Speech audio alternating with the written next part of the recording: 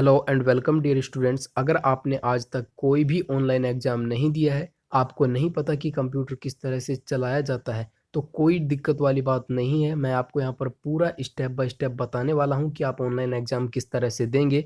यहाँ पर आप सारी चीज़ें अगर पहले से सीख लेंगे तो आपको एग्जाम के अंदर कोई भी किसी तरह की घबराहट नहीं होगी और आप अपना एग्जाम अच्छे से कर पाएंगे। इसके साथ ही साथ आपको यहाँ पर मैं कुछ चीज़ें बताऊँगा कि क्या गलतियाँ हैं जो आपको वहाँ पर नहीं करनी है, जिससे आपका एग्जाम खराब भी हो सकता है। तो चलिए बिना टाइम गवाए वीडियो को शुरू करते हैं।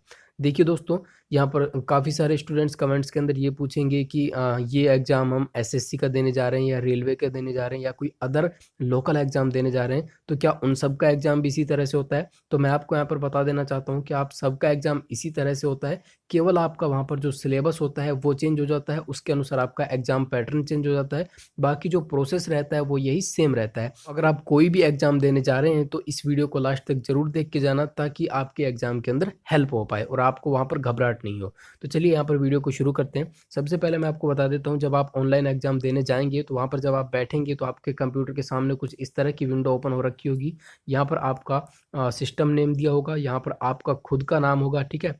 और यहाँ पर आपकी फ़ोटो लगी होगी। अगर इन चीज़ों के अंदर कोई भी गड़बड़ पाई जाती है तो आप वहाँ पर जो आपका टीचर होगा, जो आपका एग्ज़ामिनर होगा, उसको आप तुरंत बताएँगे कि मेरे यहाँ पर फ़ोटो के अंदर दिक्कत है या फिर नेम के अंदर कोई प्रॉब्लम है।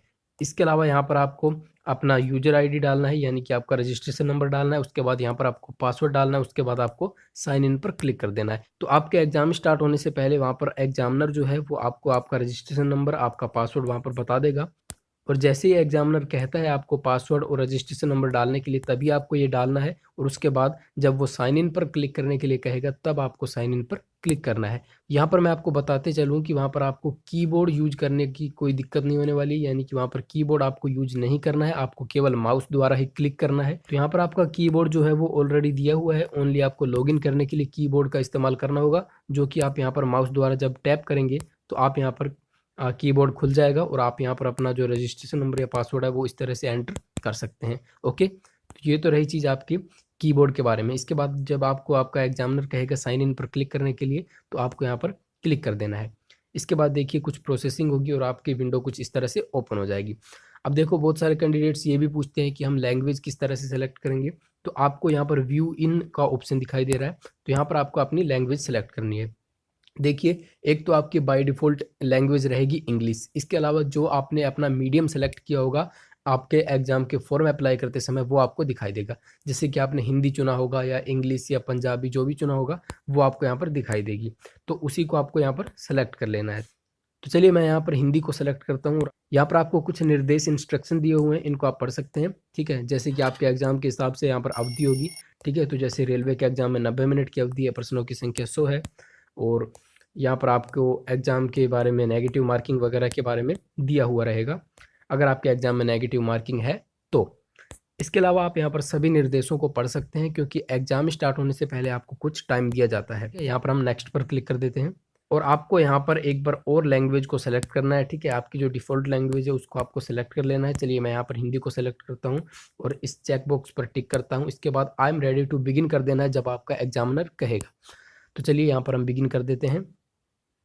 तो इस तरह से आपका जो एग्ज़ाम है वो स्टार्ट हो जाएगा। आपकी एग्ज़ाम की विंडो यहाँ पर ओपन होगी। सबसे पहले आपको यहाँ पर एग्ज़ाम्स के जो क्वेश्चन है, एग्ज़ाम का जो क्वेश्चन है वो यहाँ पर दिखाई देंगे, ठीक है? तो आप इस तरह से स्क्रॉल कर सकते हैं और किसी भी क्वेश्चन पर पहले या किसी भी क्वेश्चन पर बाद में आप जा सकते हैं। ओके, अगर आपको पहले लास्ट में क्वेश्चन करने हैं तो आप वहाँ पर जा सकते हैं, या फिर आपको स्टार्टिंग से क्वेश्चन करने हैं तो यहाँ पर आप कर सकते हैं। इसके बाद आपको यहाँ पर एग्ज़ाम का टाइम दिखाई देगा, यानी कि 90 मिनट में से अब 89 मिनट और 33 सेकंड यहाँ पर बच चुके हैं। तो इस तरह से आपको यहाँ पर आपका टाइम भी दिखाई देता रहेगा। यहाँ पर हमारा जैसे कि प्रश्न नंबर 1 है। मैं यहाँ पर आपको ये नहीं बता रहा हूँ कि इसका सही आंसर क्या है, मैं आपको ये बता रहा हूँ कि आपको एग्ज़ाम वहाँ पर करना कैसे है। मान के चलिए इसका आंसर जो है वो ऑप्शन नंबर बी है, तो आपको यहाँ पर इस तरह से टिक करना है।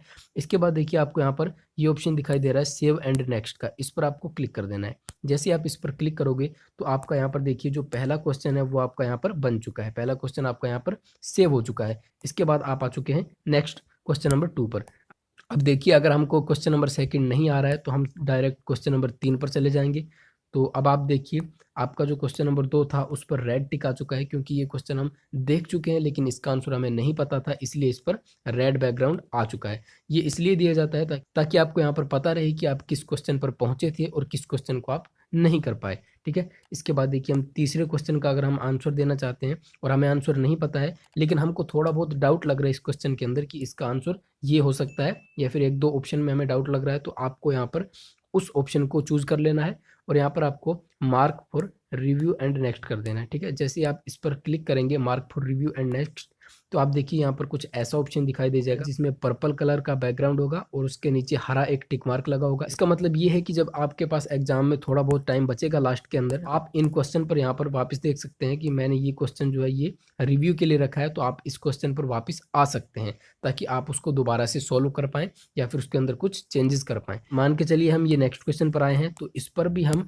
मार्क फॉर रिव्यू करना चाहते हैं, तो हम इस पर क्लिक कर देंगे। अब आप देखिए यहाँ पर दोनों क्वेश्चन का बैकग्राउंड जो है वो पर्पल है, लेकिन इस सिचुएशन के अंदर हमने ऑप्शन चूज नहीं किया है और इसके अंदर हमने ऑप्शन चूज कर लिया था। तो अगर आपके एग्जाम में लास्ट में टाइम नहीं बच पाता है, आप वापस नहीं आ पाते हैं, तो इस फर्स्ट वाले कंडीशन में आपका आंसर सेव हो जाएगा, लेकिन इस कंडीशन में आपका आंसर सेव नहीं होगा। इस बात को भी आपको ध्यान में रखना है।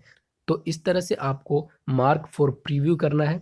तो यहाँ पर आप लास्ट के अंदर जो क्वेश्चन की नंबरिंग है उसको देखकर पता लगा सकते हैं कि आपके कौन से क्वेश्चन बचे हुए हैं या फिर कौन से क्वेश्चन को आपने मार्क फॉर प्रीव्यू के लिए रखा है।